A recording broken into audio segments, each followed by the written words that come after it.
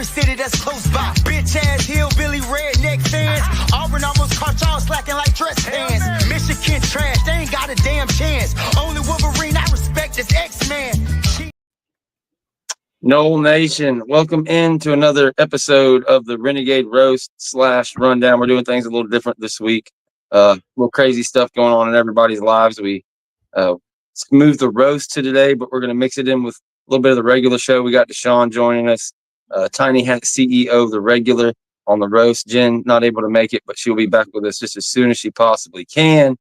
It's hate week. It's Florida State versus Florida. Shamesville, as Tiny Hat likes to call it, the jork capital of the world, but not like, the ones you buy at Route 21 or anything like that. We're talking, my Pipal's knees got blowed out. He cut them off, and they were a gift, and they wear them to the games. I get it.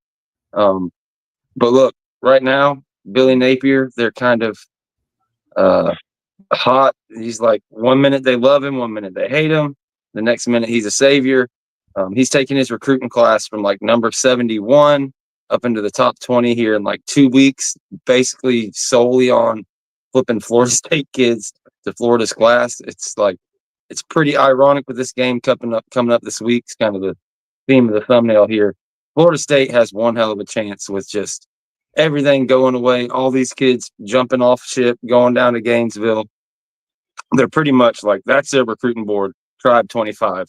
That's what Billy Napier is looking out here to close down the stretch. So if we could take them out, if Luke Cromenhawk could play out of his mind, throw 3 or 4 touchdowns, and somehow you take this team down, crazier things have happened. It's not like it's a playoff team or anything, as much hype as they got the last few weeks. But anyways, that's where we'll start. There's all kind of crazy shit going on in college football.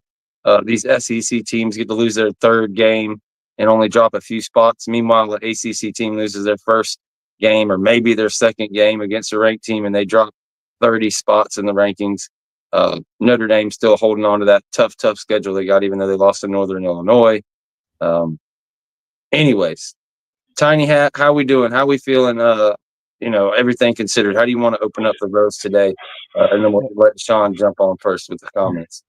Man, listen, first off, Tiny Hat Gang, we in here, baby. The CEO out here. Shout out to my girl, Jen, my FSU Harley Quinn. I can't wait to get her back up here. But listen, you're right. It's hate week, bro. It's hate week. I don't like nothing coming out of that stank-ass city that they got up there. It ain't nothing good, all right? If you've ever been to Shamesville, I'm telling you right now, the only thing to do in Shamesville is to go over there, holler at all of the little sorority girls. Ain't none of them built right. They all built like popsicle sticks. Every single one of them got blonde hair. Every single one of them are walking around looking like you could use them as a stud in the wall. That's what they look like. All right. And then to leave that city, that's all you can do is leave that damn city and go somewhere else and have a good time. I know this for a fact. You said they wearing jorts. I know for a fact that the dudes up there not only have on jorts, they got on backwards, upside down visors with frosted tips on their hair like they are Justin Timberlake in 1998. There's nothing good in that raggedy ass city. So I don't give a damn about nothing that they got going on. Lagway. All right, Lagway, all right. He cool. He straight. I like my quarterback to come in there and do work, though. I saw my true freshman quarterback bust their ass last year, and I have faith in my true freshman quarterback this year. So it could be hate week all day. We'll get into Billy, but for the most part, I don't like Florida. I do not like Florida at all. They run from the smoke. They run from they hide behind that SEC shield, and then they turn around and they run their mouths. They're that kid who slaps you and then run and stand behind his mama and go, "Mommy, you trying to get me?" That's what they do. That's what they do. They run and they hide behind the big SEC shield as if that's some sort of defense that they should be able to put out here. But it's whack. It's whack. So damn everything coming out of that raggedy ass city. All right. They can go kick rocks. What was it, 5 years or 7 years, like with a game in between that we lost? They win the SEC East every other year. We'd blow them out, and then we'd hear about how shitty the conference is. It's like, how many years in a row we got to rape your freaking your conference champion, and then sure they were getting blown out to Bama, but that's still a division champ. Oh, we suck, whatever. Sorry, Sean, I know it was your turn, but no, you good, man. I don't have too much to say about Florida, man. I know growing up, it was, we all get the question, who you hate worse, Miami or Florida? For me, it's always been Florida. It's fuck 'em. I actually driving just past Gainesville. You don't do much smell hog shit, so that I can understand truly why they call it Hog Town. As far as the gloating that they're doing right now, it's the same shit. 6 losing seasons out of 10 or 11 years. This may be their first winning season in how many consecutive years of losing, but they'll point the finger at us. You know me, it's fuck Florida all day. Ugh. Yeah, I get it. Hey, they're up, we're down, but it's like this is what Napier's 3rd year. Yeah. And they're fired up about 7-8 wins. Like, but hold talk on, all your shit about Mike all you want, but we got 10 wins in year 3, and then we did the thing. So we'll see. I think it's so ironic. Like, it wasn't a month ago that they were all in on get this guy out of here. We want Lane Kiffin. Everything's falling apart. It's terrible. And I'll give a shout out to Silk. He's still standing in the paint on that. He's like, this is a 10-win team. Y'all switched on me. Fuck Napier. But don't give him no credit. It goes to show you how quick all this momentum, all the recruiting momentum, all that shit can flip in just that quick. And that's why I'm so hype about this game. Like, this team has not showed us any indication that they would be any kind of top 40 team in the country. So maybe Florida's on the back end of that, maybe number 40 in the country. We'll see what happens. But my thing is the defense, as shitty as it's been at times, like, it's done enough to like give you a crazy upset. But in order for that to happen, what we said all year is you need the offense to at least score 3 touchdowns. And then, maybe you get a couple field goals, maybe you get a turnover, something like that. And so just that's what I want to ask y'all. Can Luke get us 3 touchdowns? Can he, even if the O-line shit, can we see some of that freshman magic? Because Lagway's great, but his stat line is closer to what Luke had last game, albeit against much, better competition. It's not like Lagway's out there throwing it 30 times. Am I being crazy? Am I high on the? No, you're not. You're not. What I would say is this: if you watch the games with Lagway, he's making the timely throws when necessary. But as far as yardage and big numbers, he's not necessarily doing it. He's basically managing the game, but making a couple of key throws and showing the potential that he has as a player. If it wasn't for him, I mean, pretty much he saved Billy's job. Billy owes him half his fucking contract right now. He really does. Billy has a job because of Lagway. Even if they didn't win the games they have won, he owes his job to Lagway right now. But that's who's pretty much held everything together, from the roster to the incoming class or whatever. It is what it is. But to answer your question, I think Luke has that potential. There's some in the fan base that still want and prefer a portal quarterback, and to be the lead dog. For me, I'm like, ride with the dog you got. I mean, you might as well at this point ride with him. You named him the starter this week.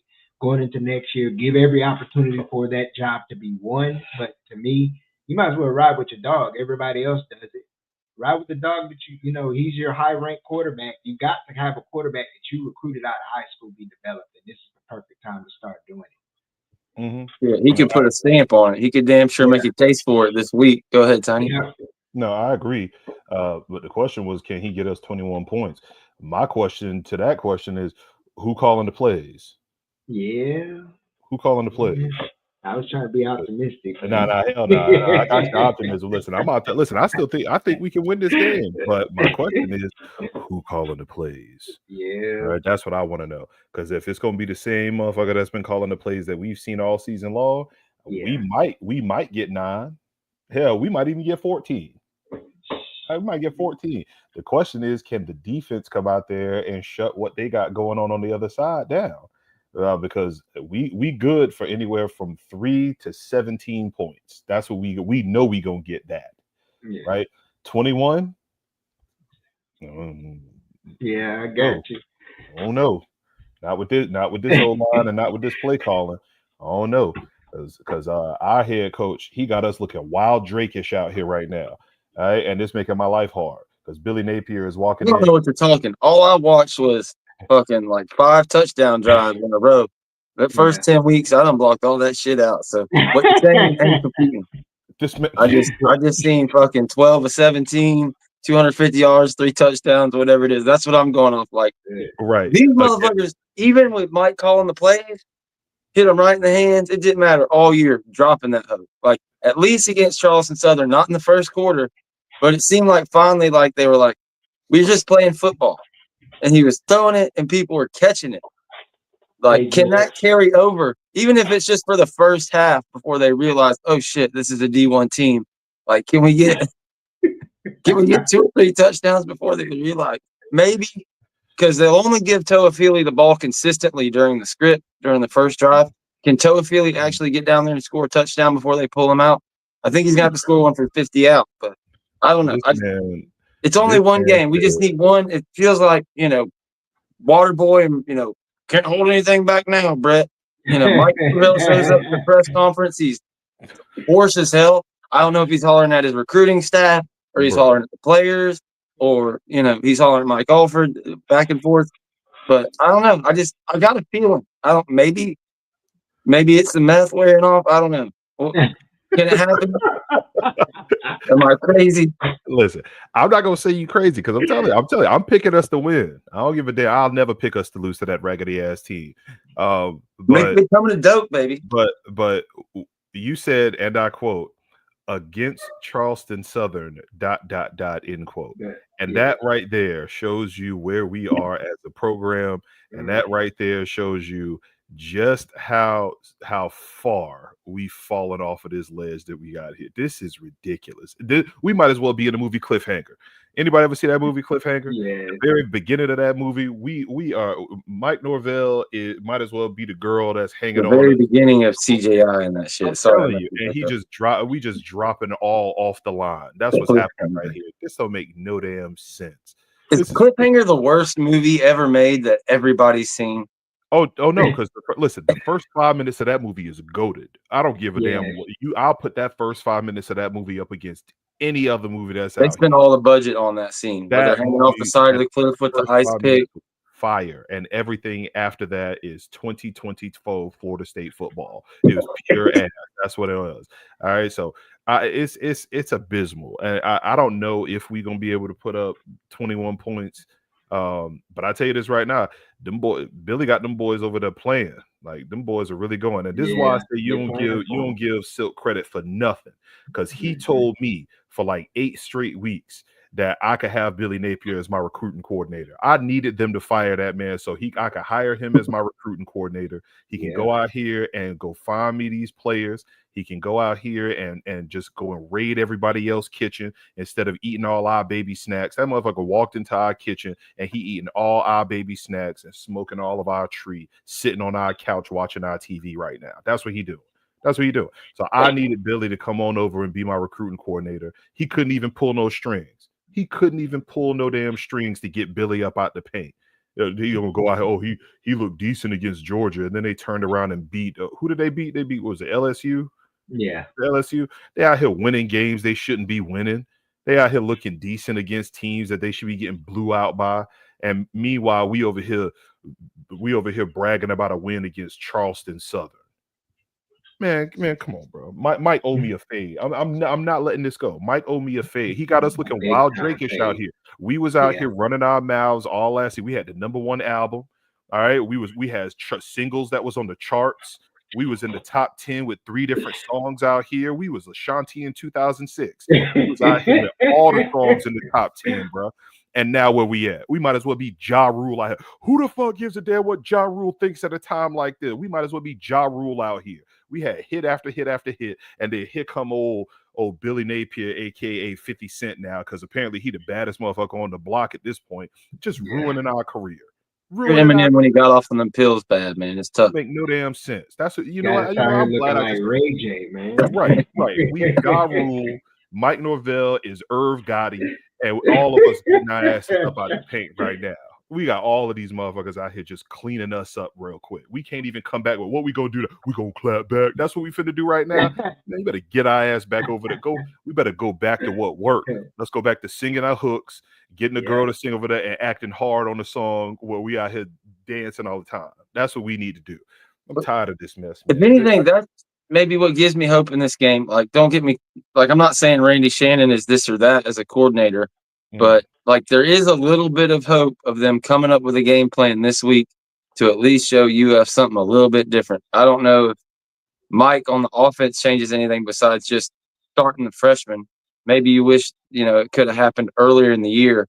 I think the schedule just screwed everything, like kind of what Mike was thinking you could possibly do, like having Notre Dame and those tough games in the middle of the schedule. He wasn't ready to start Luke. Or I honestly don't think Luke was ready, to be honest. So I don't believe that one bit. I don't believe that one bit. I'm gonna tell you this right now. I'm gonna tell you this right now. If what we just saw out of that team against the squad that we just played, again, you could say he wasn't ready, but the motherfuckers who we had on the field that were ready, them motherfuckers didn't like they were ready either. Nope. Hell, I would much rather look the way we look right now with the youngins out here. And that was the very first note that I took on that game, or the very first note I wrote on that game was, Mike, where the young boys been all season? Where they been? Because this shouldn't be his second game. This shouldn't be Luke's second game getting in here, starting it and going up against this Florida team. This should be like his 8th or 9th start at this point. That's where we should be right now. He should have more chemistry with his young receivers. He should have more chemistry with his tight ends. We should be able to figure something out of the short passing game to get the ball to the young running back, to get the ball to Toafili or whoever else. We should know what he can do, use his legs, and he should be well prepped to go up against this team to win us probably our 3rd or our 4th game at this point with a all freshman everything out there on the field. That's what we should be seeing. But no. He had to hold on to DJ. He had to let Atkins' old sorry-ass O-line keep us out here. He had to run out and trot out them retreads that we had at wide receiver. He did that shit for entirely too long, and now here we are, bragging about beating a bottom 5 team in all of the NCAA. And we can't even talk too much because we in the bottom 5 of everything in it too. This is ridiculous. It's ridiculous. I blame Mike for all this. He owed me a fade. I would say this to Mike. The same thing I would say to my kids when it comes to thinking. Who the fuck told you to think? You think too damn much. Thinking is what gets your ass in trouble. Just do what the hell you know to do and what you were told to do. That's the problem with Mike. He thinks too fucking much. We see it in games. We've seen it in recruiting. And we've seen it in situations. Mike thinks too fucking much instead of just doing. The logo tells you what you're supposed to do. You look up at the logo, I'm supposed to recruit like this. You look up at the logo, I'm expected to win no less than 10 games a year. You look at the logo, I have to beat my rivals every year. It's all written in stone. It's there. All you gotta do is look at the logo and you know what you're supposed to do. And I'm from the hood. You know what they say? Too fucking much.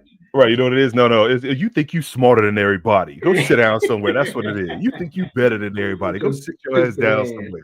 And now everybody going, yeah, you thought you was smart. Yeah.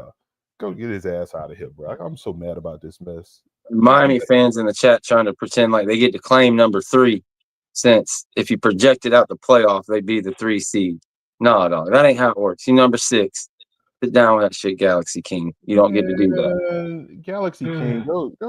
What are the shames? You know what? We gonna get to y'all. Right? Yes, the bracket. That's a projected bracket. You're ranked number 6, buddy. If a G5 team was number 1, you don't say, oh, they're number 5, because on the projected playoff, they'd be the first, one out of the top 4 seats. Right. It don't matter. They would be in and out. They'd be in and out like a damn gangbang real quick. I'm ready for the BCS to come back. They projected them to play either SMU or Indiana in the second round if everything falls the way it is right now. So they're saying that you gonna beat SMU in a title game, which I don't think is gonna happen. I think SMU gonna hang 50 on that sorry ass defense that y'all tried out there. That's gonna be a shootout for the ages, which is gonna be hilarious to watch a whole bunch of former Miami players and a former Miami OC giving y'all everything that y'all could ask for in that game. And then y'all gonna possibly have to play them again, because Penn State would put the pause on y'all. And I don't even like Penn State. I think Penn State is the most overrated, overhyped program in the history of college football. And they'll put the pause to y'all. Rich Franklin gonna bring that ball-headed ass motherfucker down here, and they gonna run rough shot all over that defense. It's gonna be hilarious. You damn right, boys is sick. Y'all sick. Y'all sick in the head. I can't wait for y'all to fall off. I already told you, bro. Y'all 2023 Florida State, except our quarterback got hurt. That's it. And our defense is better. That's it. Because when Cam gone, you still stuck with Sario Cristobal coaching your team. He ain't gonna have all of this these seniors everywhere, overcoming all of his coaching deficiencies. It's gonna be hilarious. Cam ain't gonna be able to pass y'all out. The refs ain't gonna be able to help you out when y'all asses are going up against Virginia Tech and they call it unprecedented overturns. It ain't gonna happen no more. What's gonna be the excuse then? What's going to be the excuse that you're going to be right back down to where you always have been, which is mid at best. That's where you're going to be. You might as well be a medium steak. You a medium well steak at that. It ain't even juicy no more. Your steak is probably well done. We got to put A1 steak sauce on your raggedy ass program for it to even taste good. I don't want to hear nothing out of y'all. Sorry ass Miami Hurricanes making my life hard. They can go kick. I just don't want them to win. They're not. If they don't win the conference, that'd be enough for me. Just because I want to keep saying, 21 years now, no conference champ. If they didn't make it, if they were to somehow lose to Syracuse, I don't know. Are they like mathematically locked in, or could they lose to Syracuse and not even make the title? Because that would be right. That if would they be lose to Syracuse, amazing. And SMU and Clemson win, then Clemson gets in. That would be phenomenal. That's it. And they got to go up there to the Dome, so that's not going to be fun. And McCord, I need McCord to go ahead and do that magic because he passed War it up with yards, the yards. right? Yep, he overtook him. So I expect to see Syracuse best game. This is prime upset. This is the prime upset game. I can't wait. They secondary trash. They front seven trash. They everything about that squad. The only good thing about that squad is the running back and the quarterback when he not bullshitting. That's it. Mm-hmm. Ain't nothing else with it. The coaching is trash. The play calling is trash. The defensive schemes are trash. I'm telling you, go actually pay attention to them Shames games. You will watch play after play after play and be like, what was the plan here? What was the plan? If Cam didn't roll out and the DBs for the other team didn't have to actually cover for 8 seconds, what was the plan here? That's what happens. That's why these Shames puffing their chest out because they Cristobal. He's John Calipari. All he does is he can recruit, but he gonna do is roll the ball out, and a better coach will always beat him. A smarter coach. Terrible. Yeah, man. Always beat him, man. Terrible. Sorry ass team. Twitter will be insufferable if they are able to put it together. So yeah, for no other reasons than that, I want it to fall apart because, like y'all said, it's just putting a good quarterback on a shitty team, just kind of like we were last year, except for we actually had an elite defense. There was elite units on that team. Yeah. Outside of Cam Ward, there is no elite unit. I mean, maybe running backs. They have 2 or 3 really good running backs. You could count it, but we'll see. If he were to get hurt, they'd probably drop them 10 spots, even if they win against Syracuse. You know what I mean? They'd give him the full Jordan Travis treatment. But yeah, I'm not gonna hate on you guys too much. But yeah, it's the biggest thing about this is we're 5 days from the season being over with. Yes. So hopefully we can start announcing who's actually getting hired and things. Yes. The last couple times Mike Norvell and Alfred spoke, it's kind of scared me a little bit because of who we're thinking that the candidates are, and then they're like, "Oh yeah, well a lot of people that are reaching out are in the playoffs or in the NFL and all this shit." Well, I remember them saying that at the beginning and also saying that when we had to replace a couple guys and it ended up taking a little bit longer and things like that nature. So I take that shit with a total grain of salt. I don't know how much you buying the huge interest of everybody calling in. And what worries me about that is, oh shit, if they're serious about that, they're setting it up to announce the coordinator after a playoff or like way down the road once the playoff is set. And that'd be a freaking nightmare to me. Like, I want somebody in here, whatever it is, between when was the game, December 2nd or something? This is a weird year because it's already 26th. Right. Yeah. It's gonna be like the 31st or the 30th or the 1st of December, something like that. Like, I want him in now, because the portal's opening up in a couple of days. It's early signing day. Like, yeah. Anyways, that was immediately went through my head is we're gonna get fucked and we're gonna be waiting 2 weeks after the season for a coach. Damn that. I was told that there was NFL interest. All right. Bill Belichick ain't doing nothing. I see him on my TV every week. Yeah. That's my DC right there. Go get me my DC, Mike. Hey, Alfred, go cough up the bread. Go get me Bill Belichick, bro. I see Saban on TV every Saturday. He ain't got nothing to do. He can coach my DBs. Come on, bring that on in here. I'm going to tell you this right now, and this was what I would really want to happen. I would like to see them make Surtain our DC. Let Surtain be my DC, and then fill out the rest of that squad. I could see that happening because I think he'll run a nice little 4-2-5. He could run a nice, multiple 4-2-5 defense, and still keep my DB recruits there. My DB room will still be nice. But in terms of my OC, Mike better not play with me, bro. He already on my bad list. I'm telling you, bro. They better not do this. I need my OC to be somebody who's going to put up points, and I need my OC to be somebody that can maximize the talent that is on this roster. Because there is talent, young talent on this roster. Let's get them in there, and let's make sure that these boys are in a position to succeed. That's what I want to see. That's interesting because we talked about that, being a future for Pat Surtain, but thought it would be a couple years down the road. We didn't think it was going to go like it did this year. And it's like, far be it to get a raise after this year, but what could a defense ever have done? What could a DB coach done to flip it?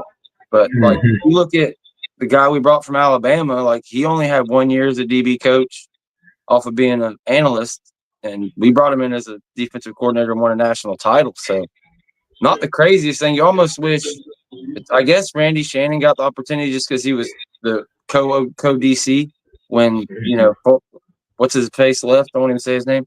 Like, now that you say that, I kind of wish maybe Mike would have gave Pat a chance to see, hey, what do you look like in a coordinator role for a couple of weeks?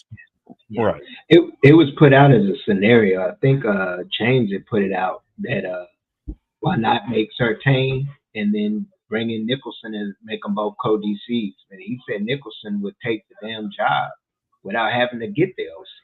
Wait, Nicholson the DC job down in Miami? James said that. He said it on his show earlier this week that Nicholson would take the job without having to have the co-DC role. He would come. So I don't know. That's just what I heard when I was watching this show, and then possibly putting Surtain there, and you have them both as a co-DCs and run it that way. Recruiting. Boys told me the logo don't hold no weight. Boys told me the logo don't hold weight. You telling me that we got beasts that'll come in ready to do work?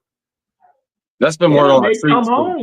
That's been word on the streets for 2 or 3 years now that he would take that job. Big James has been talking about that. Like, he's been talking about it. Saying it hurts him more seeing us like stuck when we were like 1 and 2. He was talking about I'd rather come home and fix it. So I don't know. I've heard some Miami fans talk like badly about him this year because of how their linebackers have played, but I think it's more just a overall function of what can you do? Like when a linebacker can't make every play if the DBs can't cover and the defensive, offensive line's getting blown up and everything else. So everybody that I've talked to that's smart about football says they'd like to have him. And I know James and Chris are all about having him, so I'd be fine with having him too.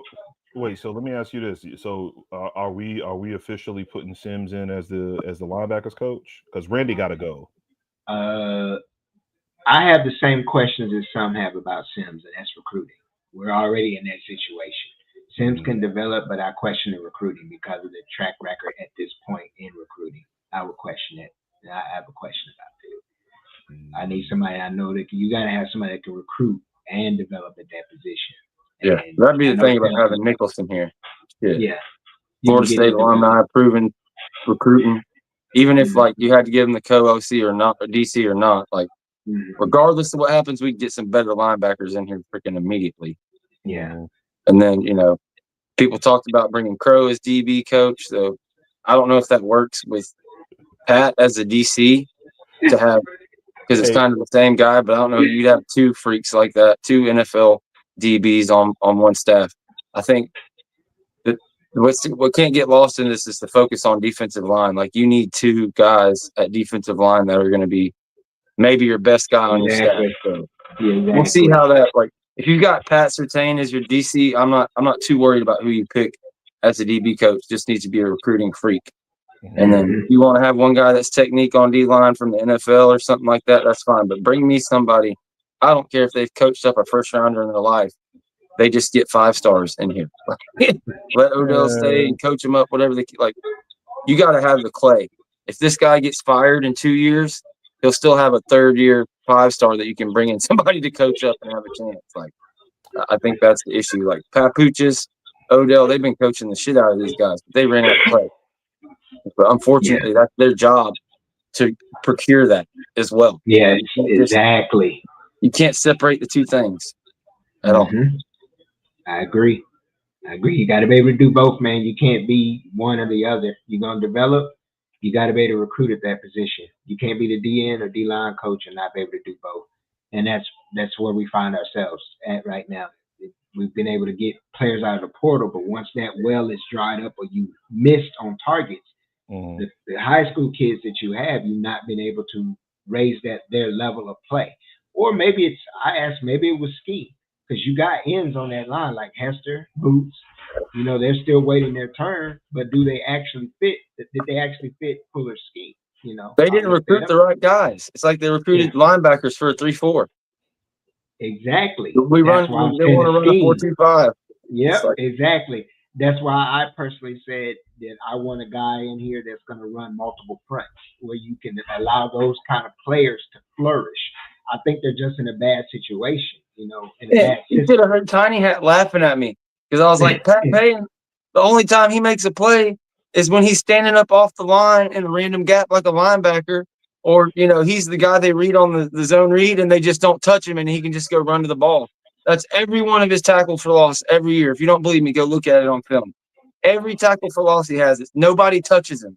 He hasn't beaten a block all year. Like, and that's not being hyperbole. Like, it's been that bad. And to your point, there's nobody put in that position because they're all smaller guys. Like, it wouldn't be much different.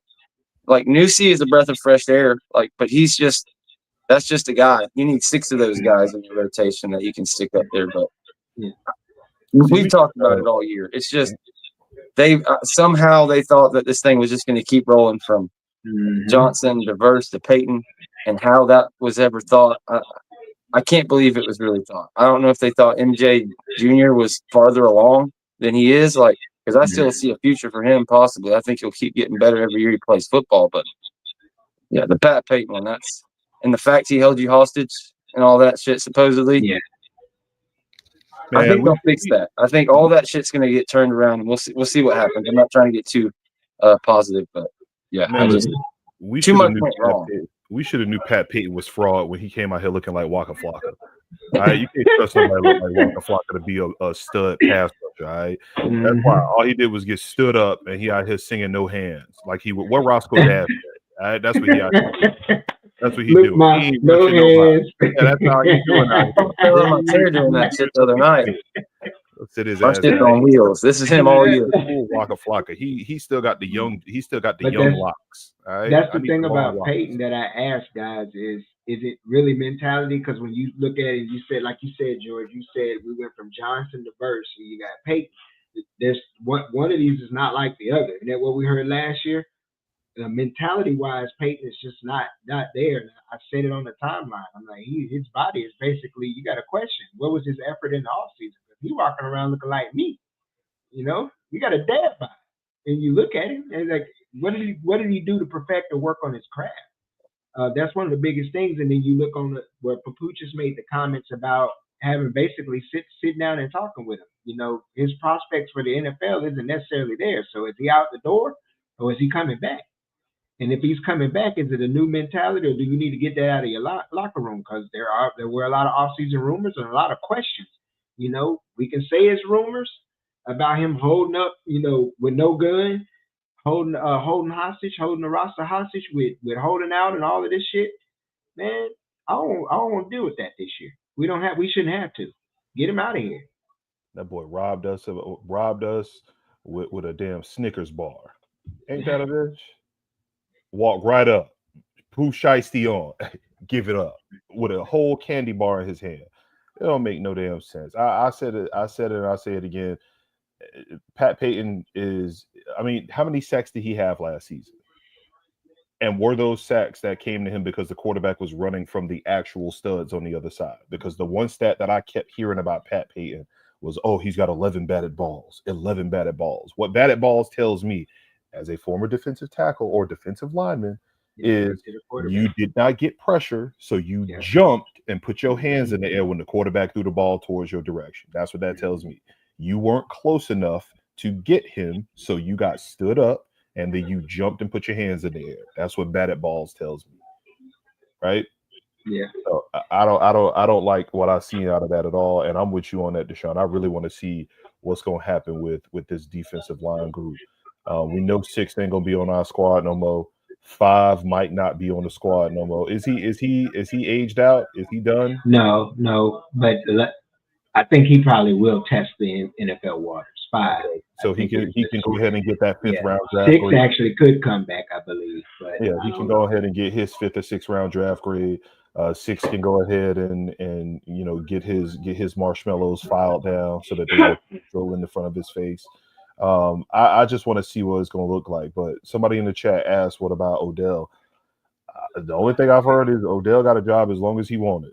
As soon as Odell decided that he want to retire, then they'll go ahead and let him go. But I don't think they're gonna ever get Odell out and say he got to hit the block. I think they're gonna hang on to Odell for as long as he wants that job, and they'll go from there. But I just need to see who we bringing in here, and Mike got to make these decisions right, because what I fear is the case is that the administration is just doing things just to kind of appease the fan base to keep the ticket sales up. I fear that they've already made all the moves they're gonna make, unless you decide to get rid of a Randy and bring in another person that can come in with the linebackers. That's physically impossible. Right. But it's not. Right. But exactly what's happening. Like they gotta. These fucking coordinators have to be able to make decisions. If not, as soon as it happens, I'll say, "Tiny, you were right," and this shit's over with. Start raising the 65 million. Oh no, that's what I'm telling you. What I fear is happening. There's another 3 coaches going, or this shit will never work. They'll never be able to get anybody to come here.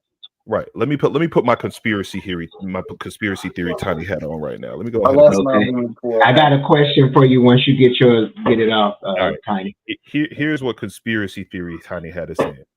I think they said, okay, they looked at the timeline, they saw who we as fans have been complaining about. They said, okay, we got to get rid of Dugans, we got to get rid of Atkins, and they all hate Fuller. They've hated Fuller for 5 years, so let's go ahead and get Fuller out the paint, right? That'll be some of the red meat to get them a little bit off the scent. We focused on this lawsuit. We focused on getting to another conference. We focused on getting the stadium built. We're focusing on that. Mike, figure something out, bring some people in, do your thing, and next year win us 4 or 5 games. And then in 26, when the stadium is up, 26, when we finally know whether or not we're going to still be in this conference, because that's the time where we can possibly move at that point. The ESPN contract and all of that stuff is up there, right? We got all of that happening. In 26 is when we're going to really look at what we're going to do with this program moving forward. That's what I fear they have done. And we're going to find out real quick when we see whether or not more coaches are let go and who Mike is allowed to bring into this program. If they bring in some of these heavy hit, the names that we want to see, then I think they are legitimately giving him a shot. But I think they have punted on 25, and I think they are giving Mike a couple of years to try to get his bearings, and then they're going to let whoever these ace recruiters that they're trying to get in here are, they're going to let them come and stock the cupboard, and then they're going to bring in another big dog to take it over from there. If Mike don't get it turned around next year and then looking at 26. That's what I think is happening. So, like I said before, I don't want to believe it. That's why the tiny hat is on backwards, cocked off to the side like I'm Hitman Holla out here on Wildin' Out.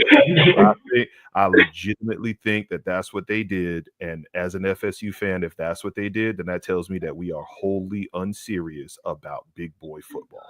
That's what that tells me. Yeah. I mean, the streets is saying the same thing. There's some fears that when we talk about the administration, it's just been the same thing that you've seen over the years. But the question I have, and it's been asked in the chat by Wilmer, is the strength and conditioning. He asked about it. Does that play a part in some of the things basically that we've seen on the field? And if there's any moves that you've heard, I've heard moves, I've heard no moves. You can't tell what's what really right now. Yeah, I don't. You'll find out. We'll find out about all that shit at once. Like once the season's over, they'll start making those moves. That it's not enough to move PR, so it's not enough to move Mike Norvell, as they were just alluding to. There's no reason to drop that news. You just keep that in house. Try to help them get their next transition if something will change. I think Storms, he's still good with them. If anything, I think maybe they'll clean it out and do some stuff. And maybe looking at adjusting. Whether it's they went too high on cardio or yada yada, whatever the case may be. Like the dude just didn't forget how to strength and condition, but they lost control of the culture, something was fucked up in this program. So all needs to be blown up, and we need people that can come here and see the solution or see the problems and be willing to speak out about it. They lost the fucking sauce somewhere along the lines. It stopped being right. And so, like what Tiny said, like, yeah, I could believe that. I really hope it's not this administration just saying, okay, he's a lame duck. Let's just bide our time, do what we can to appease the fan base and get to 2026. You would hope they give him a real chance to hire a full staff. So the other option would be that Norvell just doesn't want to get rid of anybody, and he's only getting rid of the bare minimum that they told him to get rid of. I'd feel he's a lame duck in that same situation. So either one of those. Outside of them, they don't fire and hire another 3 to 4 coaches on top of what they've already done.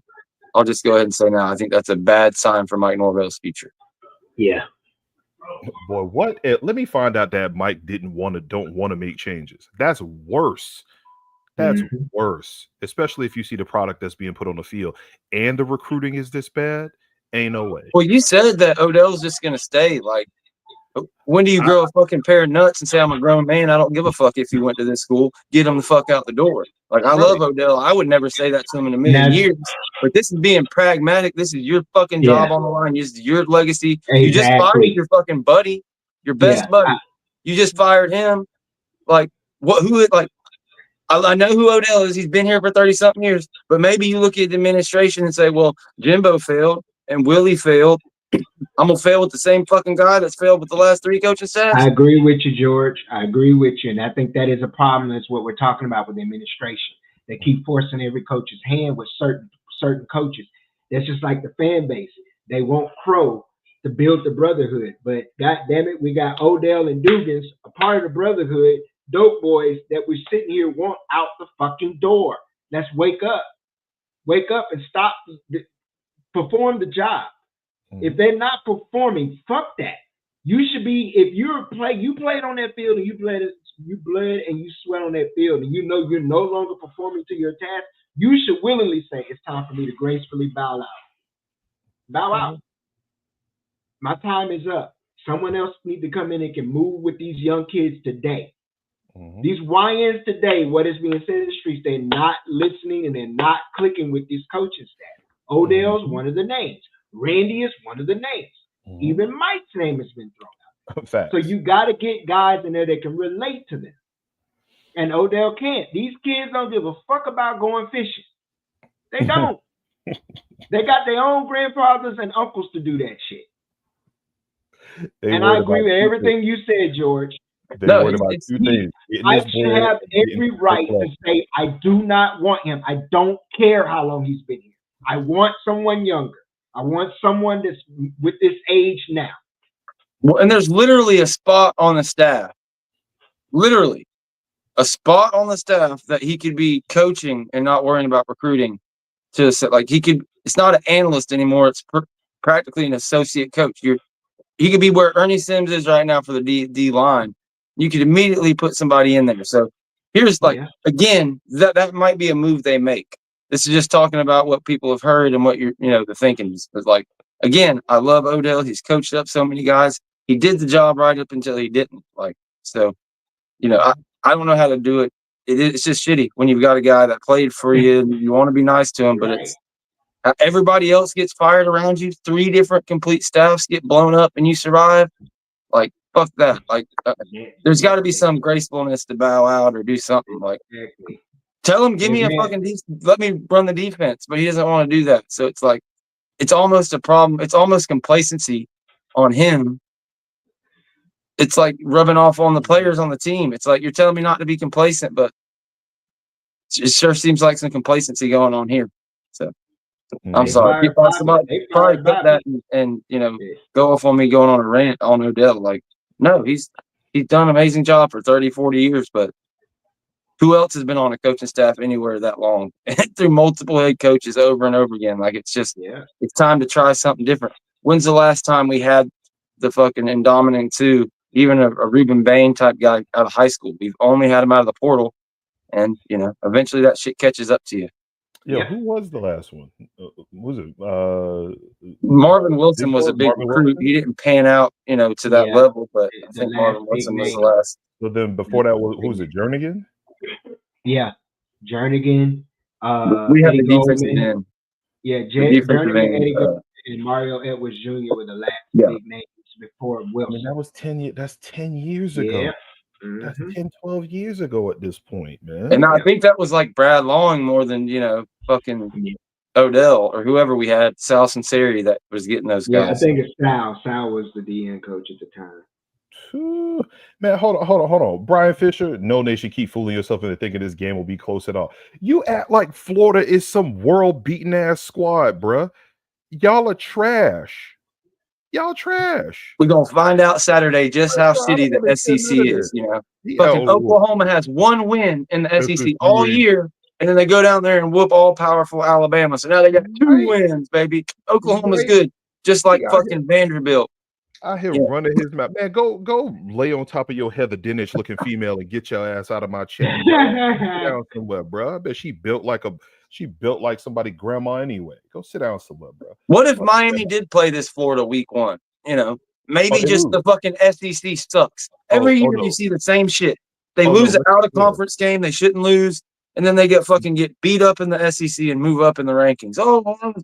LSU gets smoked by us, then they go 10-1 the rest of the year. Mhm. Win the SEC West, but FSU sucks. The SEC is so great. It's like, why did they lose to Georgia State? Why did they lose to Oklahoma? It's their first year in the conference. They got one fucking win in the whole conference. They're 1-6, and they blew Alabama out 24-3. 24-3 against the 80th team in the fucking country, and you drop 3 spots in the fucking rankings. Now you're 13. But they'll prop Oklahoma up and say, I "Oh, mean, that was now a tough Oklahoma's game. That was a tough game." Juggernaut, Florida.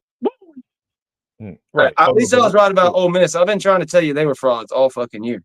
Like, but let's be clear about that. If this Miami team plays this Florida team that we see right now, Florida definitely wins that game.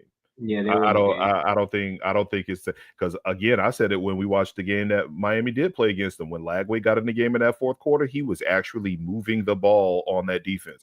And people tried to tell me, "Oh no, Miami took their foot off the gas." No, you still had all of your starters out there. You still had all of your high-level players out there trying to get them more reps. And Lagway moved the ball down the field beautifully on that defense. I said it. Florida State, even when we played Miami, we moved the ball. We moved the ball as well, and our defense shut down this all-world beater offense that y'all had. Y'all didn't even look that good against us. So I don't want to hear all of that shit. This Miami team is wild fraudulent. You lucked into exactly what we said you were going to luck into. You got a weak schedule. You didn't play the top teams in the ACC. Your out of conference schedule this year is a Florida team that was down, and who else? Right? So you want to sit here and brag about what your team's doing? I'm happy for you. I'm glad you beat these teams you beat. But let's be clear. You should have 3 or 4 losses right now. You don't have the Virginia Tech loss because of an unprecedented move. You don't have the Cal loss because Cal's coach went super conservative against y'all. You don't have the Louisville loss because Louisville's defense is worse than yours. And you should have lost and you did lose actually to Georgia Tech again. So I don't want to hear none of that. So I can't wait to see them play this game against Syracuse. And I can't wait to see them, if they get there, to play SMU, because both of those teams are going to hang 30 or 40 on your defense. Your defense is ass, sir. Okay? They're ass. All right. So go sit down with all of that. But in terms of what we doing, if Mike is looking at it and saying, I just want to be able to do the bare minimum and get an OC in here just to do it to placate the fans and yada yada yada, then that just lets me further know, because like I said, that's worse than what I'm assuming is happening here. I think that he has the ear of the administration. I think he does have the ear of the boosters. I think he does have the ear of all of them. He is very clear behind closed doors from everything that I understand.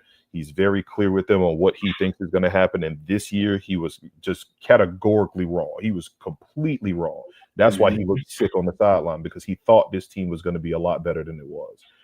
But Next year, the only thing that he can sell to the boosters and to anybody else who's paying attention is next year will be better than this year, which ain't that hard to do. Nope. But the only way you go be able, you can sell that all you want. But the question that I want to know is, are the boosters giving him the pushback to say, well, what are you doing to change it? How are you going to sustain? How are you going to do something long term? Because it can't be you just had the 2020 season, 2021, and those 2 seasons were some of the worst seasons we've had in program history. Then you go 10-3, then you go undefeated, and now we're having one of the worst seasons in program history. So are we going to have another rough season? Then you're going to go 10-3, then you're going to go undefeated again, and then fall back off? That's not what this program is on. That is some wild Mark Richt at Georgia type shit. Like, we can't have that. We need to be consistently at that high level. We can't just keep going up and down, because as we can see right now, Miami is up. Right now, Florida is down, and they're doing this. Miami is going to plateau and fall off of the cliff just like we did last year. They may not fall as far, but they're going to fall next season. Are you going to be able to at least get into that conversation with Miami and a rising Florida at that point? That's what we need to see next season. And I don't know if he's going to be able to do it. But again, I'm going to see who these coaching hires are. I'm going to see who they let go. Because if they don't let go of more coaches and they don't bring in new blood where people are coming in that can recruit, that lets me know all I need to know about what this administration and what this head coach specifically is looking at doing with this program. And I'm going to be on here every week lighting his ass up. It means you're not getting anybody worth a fuck at the coordinator positions. And if you're not getting anybody worth a fuck at the coordinator positions, it's going to be a moot point anyways. It's like Jeff Hill with the $10 super chat, and he says why. All I know is they got to make smart hires, elite recruiters, and don't get stingy with the NIL money. Spend the money. And that's no doubt about that. And that's to a point we made earlier about getting held hostage and trying to – we did so good on retainment, I think, in 22 that they got so fixated on that. We need to keep retain it. Well, you can't retain it. They're gone. But they want to retain the next guys to try to have, you know, a base to build on. Unfortunately, that base was made of shit. So this year, there isn't going to be that. So I don't know what the exact number is. Call it $5 to $8 million. There's going to be that right there at the base salary to go get guys to fill out this roster out of the portal. I don't think you're going to make an ACC champion in 1 year. But I absolutely believe you can make a 6, 7, even 8-win team within this conference on next year's schedule with fucking guys that are 3rd, 4th year guys that have experience out there doing it. All conference lists, all that. Whether their ceiling isn't flew through the roof, just a motherfucker at linebacker that's going to hit the right gap. Like, he might get knocked back for 2 yards, but he got in front of the son of a bitch. You know, stuff like that. It's obvious now looking back, but the solution to that at large is to fix your high school recruiting to where the guys that are left over are ready to step up. But, you know, again, that won't be till 26. And if what Tiny Hat and Deshaun and me are talking about is true, and they're only going to bring in a new coordinator and a defensive coordinator that are with relationships going to come work their way into the same shit and just have a new – that shit ain't going to work. Like, we got to have coordinators going to come in and hire their own fucking staff, clean house, yada, yada. If they want to keep 1 or 2 people, Opapuchis at special teams, we keep Coach Yak at running back, that's cool. But no, I think that's been the question all year since like week 3 or 4 since we started talking about it. At least 4 or 5 coaches need to change. That's the only way you're going to affect change. You got to come in here and, you know, think about it like a job. If you work at fucking McDonald's and, you know, they fire they fire the manager and the assistant manager, but everybody else stays, you know, and they just bring in 2 more fucking a manager, assistant manager from next door. Them motherfuckers, they're going to drive them some bitches crazy in a week, and they're just going to be doing the same thing that McDonald's have been doing for 100 years. Like, no, you got to fire everybody, bring in a new manager and 5 new people to work for them that are going to say, yes, sir, Sergeant, sir. Like, and that goes right back to Odell and Randy and stuff. They're too old. They've been through too much shit to answer to a 29-year-old coordinator like that. Like, how are you going to walk up to him and be like, you're at the cafe again, Odell? You're supposed to be talking to old dude. You know what I mean? How can you? So, I don't know. That's what I mean. I mean, this Monday is the most important start date, you know, going forward. I mean, I'm not, to be honest with you, the way I feel, this is the first time I really don't give a shit about this game. I give Nope. a shit about when the zeros hit the clock. And Fuck what y'all. we I got my find out. hopes up, man. I want to see us beat them I motherfuckers. don't. I give a damn about what happens on Monday morning Right. during that press conference. Is Right. something going to Most be important. said? Is somebody going to get moved? Because if we, like you said, if we don't see shit done in this week, we know they're sitting on their goddamn hands and they're playing us. And they're playing on our goddamn thing. Because we shouldn't be waiting for shit. Facts. Jen told me that she thought it was going to be the red wedding after the clock hit zeros. I listen. I hope she right, because I listen. I'll never advocate for somebody to get booted unless we're talking about something like this. And if we don't see at least 2 more coaches gone, and if we don't see an OC and a DC hire that can move the needle, then that's going to be a problem. People saying bring Go-Go to Tally. You bring Go-Go in here, that tells me that you're serious about offensive play calling. That means you're serious about making a change. That means you're serious about recruiting. You go out here and you get me some BSDC where they're running a scheme that is simple, where they can't teach multiple defensive fronts, where they can't bring out that bullshit ass tool shed full of scheme like the boy down there in Gainesville say. I need somebody who's gonna come in here and get my Is defense. that dude still the coordinator over there? I have no clue. He's still the coordinator, but they brought in his mentor from Auburn. So they basically running 2 defensive coordinators on that side. Oh, shit. They brought in somebody to hold his hand. They brought in somebody to hold his hand. The guy who's the actual architect of the defense that he's trying to run. That's what they brought in. Listen, guys, I'm here. The more I hear, the more I hope I have that Florida will come into Florida State and just – here's one thing about it. Like, our team is a loser. We are a loser. But Florida has a way of coming into Tallahassee or whatever good season they're having. We were talking about earlier, being conference champs and just doing some stupid shit. So maybe we get beat by 30 or 40 points, but who knows? Jeff Hill with another $10 super chat. Finish off the rest of the staff. Give me, I'm not sure what he meant here, the 2025 West. Hope for the best. I'm over this season. Yeah, and we all are. I feel the same way. I can hardly even talk about it without getting tongue tied and stuff. We better not lose to this raggedy ass team by 30 or 40 points. What?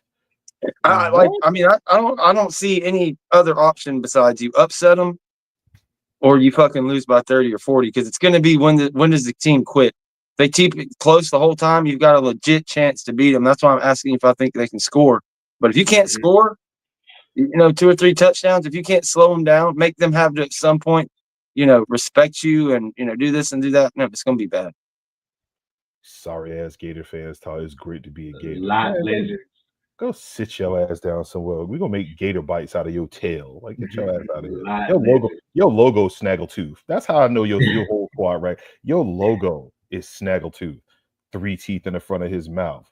Look like a I'm not even gonna do that. Nope. We're gonna go ahead and let that go. What we still call it, send it to the chat. Any situation where Mike Norvell would be fired at the end of 2025. Yeah, we just laid it out for you. Oh, hell yeah. Laid it out. Yeah. Oh, absolutely. 100%. I can tell you right now. We don't make a bowl.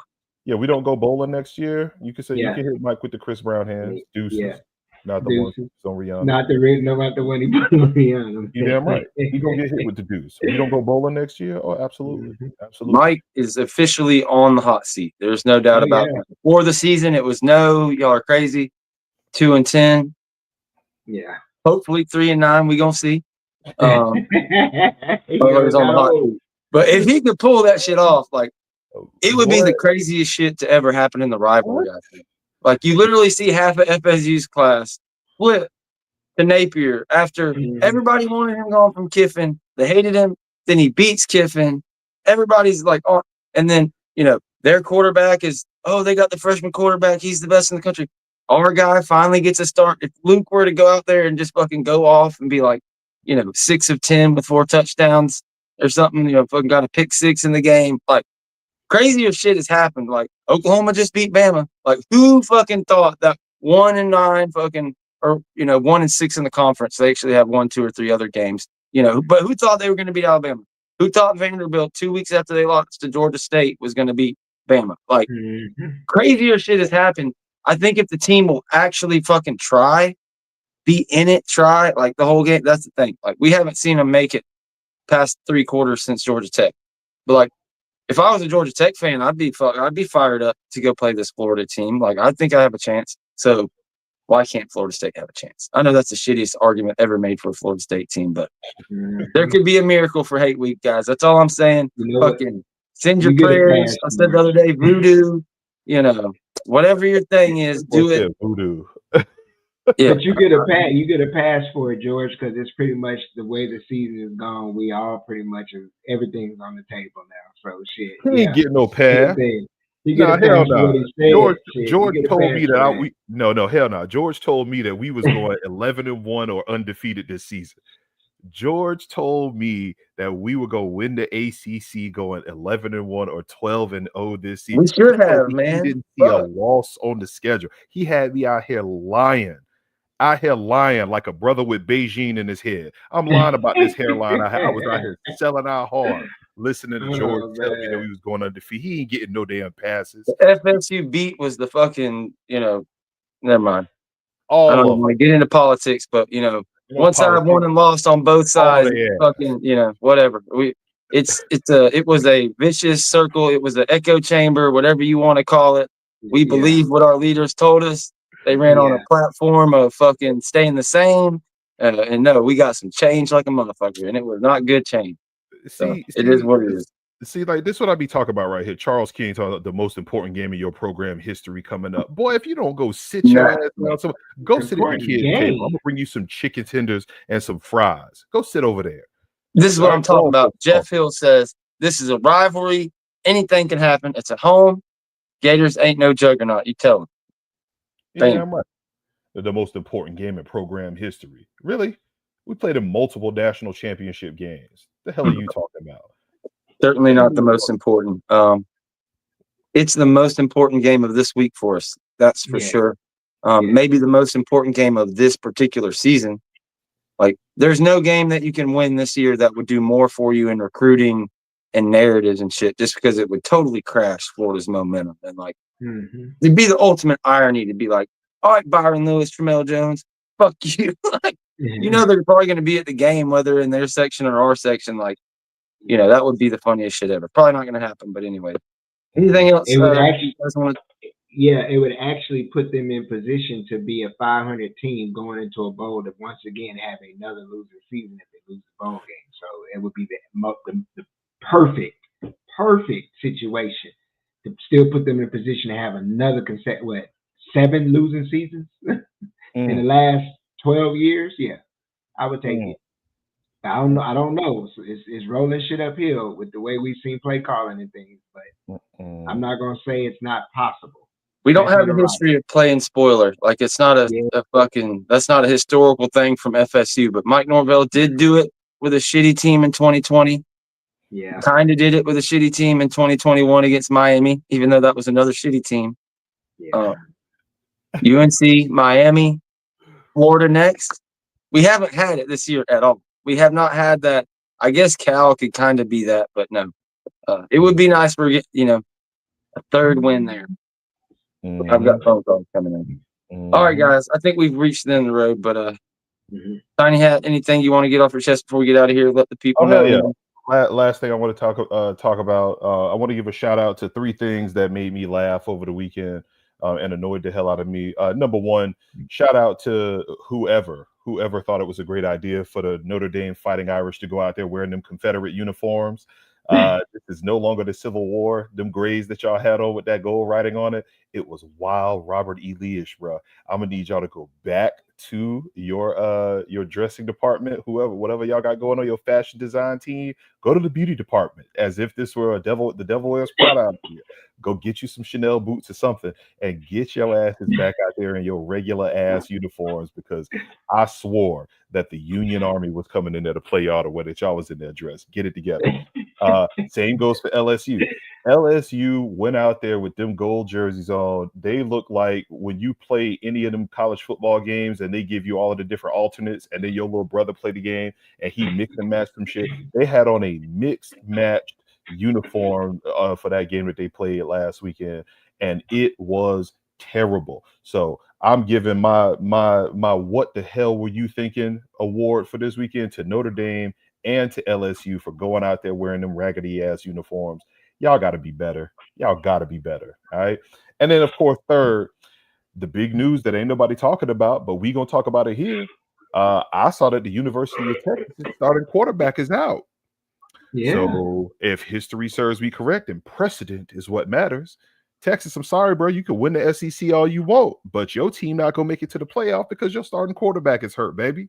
We know that this is how things goes because all we have to do is look in our rearview mirror and rewind it back about 12 months, and we could see that this is what the committee looks at. They don't look at how many people you bring into the TV sets. They don't look at how well you plan on one or both sides of the ball. They don't give a damn about nothing else except your starting quarterback being hurt, regardless of whether you won all 13 of your games or you went or you lost one of them along the way, like this Texas squad. Sorry, good season. You guys did well. Weakest SEC schedule of everybody else by the numbers. You did everything you were supposed to do, but your quarterback got hurt. So the committee is not going to invite you to the invitational 2024 Texas. You tried, but we're going to see if the committee holds true to what they say that they do. I highly doubt they're going to do that, but we're going to see what their rationale is this year. See if they're going to let Texas get in when they didn't let other top-level programs that can bring eyeballs to the TVs and didn't let them in last season. That's all I'm saying on that one. All right. Outside of that, though, we good, baby. We good. I want to see what happens on Monday, just like you, Deshaun. Hey, Deshaun, y'all need to go ahead and just book me for next week on the chop. I'm gonna be right on there when I find out what happened. Because if I don't see some blood in the water, if I don't see, we need to be like them killer whales. There's a seal sitting right there on top of the ice. We need to be swimming and just dive underneath and knock that motherfucker off and get us a meal out here. I better see some seal come out there, baby. I need some food for us out here because if this is all we got, y'all done fed us the cold cuts. All right. We done got the little finger foods. We waiting for the meal. All right. The main course, baby. Meal, baby. All right. I done had all the rice. Okay. I done had all of the beans. Okay. I want to know what the protein is. I want to know, am I getting steak and potatoes or you finna give me a hot dog and some tater tots? All right, is Charles King coming over here to eat? So do we have to eat hot dogs and tater tots like Charles King and the rest of the kids at the kiddie table? Or are we going to get a chance to go out here and get us a nice filet, some nice lobster mac and cheese, or some nice mashed potatoes that's been stirred and whipped and not smashed up the way that we do out here in the hood? What are we getting to eat? That's what I want to see. So we're going to see what's up, Florida State, because I'm watching y'all. And the big dog ain't going to stop talking until we see some actual action out here in these streets. That's what's up. Oh, hell yeah. Been waiting for months and months. I'm ready. Deshaun, what you got? Let the folks know exactly what you got going on with the Daily Chop and your other podcast, too. All right. Y'all also know tap in. I may be going live with Double D's Let's Talk Ball Friday, but definitely tune in tomorrow, 12 noon, the Daily Chop. We're going to put our show on for Wednesday because Thursday we want everybody to spend time with the fam and everything. So y'all make sure y'all tap in at noon tomorrow. And hey, it is what it is. Chop it up with us. Come tap in. We got a lot of shit to talk about. We're going to be cooking Bama. We're going to be cooking a lot of crash out from tomorrow. So y'all be ready. I can't wait. Yeah, they get into a little bit of everything over there from a unique perspective. So definitely check that out. And yeah, I'm sure we'll be back Friday, getting ready to preview the game and back to business as usual, probably with the shows after the season. Hopefully we can go out on a win and have some fun shit to talk about, whether it's Monday night or Tuesday. Yeah. Because we're just all ready for this fucking nightmare to be over. Happy Thanksgiving to everybody. We probably won't see you till then. Go see Deshaun and get you ready for Thanksgiving. And yeah, we'll see you guys later. It's all about them Knowles, baby. All about them Knowles.